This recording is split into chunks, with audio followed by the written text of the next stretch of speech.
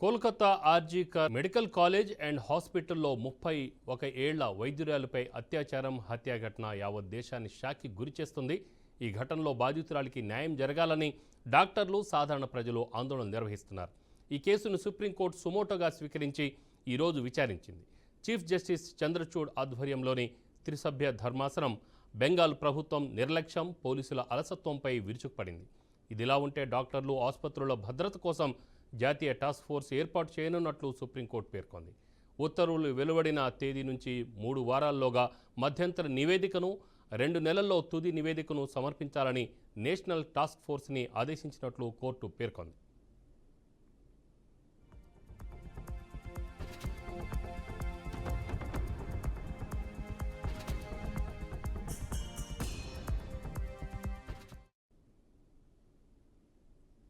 Task ఫోర్స్లో వివిధ విభాగాలకు వైద్యులను కలిగి ఉంటారని, వారు భద్రతను నిర్ధారించడానికి దేశవ్యాప్తంగా అనుసరించాల్సిన విధానాలు మాకు తెలియజేస్తారని ప్రధాన న్యాయమూర్తి పేర్కొన్నారు.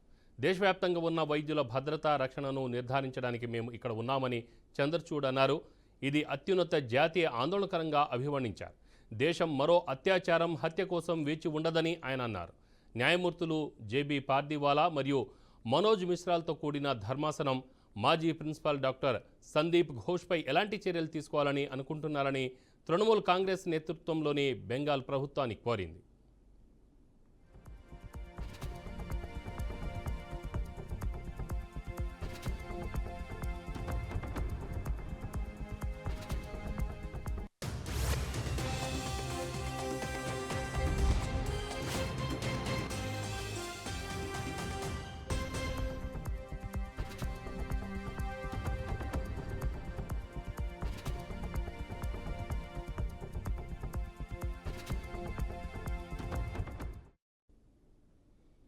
పది మందితో కూడిన నేషనల్ టాస్క్ ఫోర్స్కు నావికా దళానికి సంబంధించిన director general of medical services admiral Arti Sarin నాయకత్వం వహిస్తారు. ఆమెతో పాటు ప్రముఖ gastroenterologist doctor D Nageshwar Reddy మరియు Delhi AIIMS director doctor M Srinivas కూడా ఉన్నారు.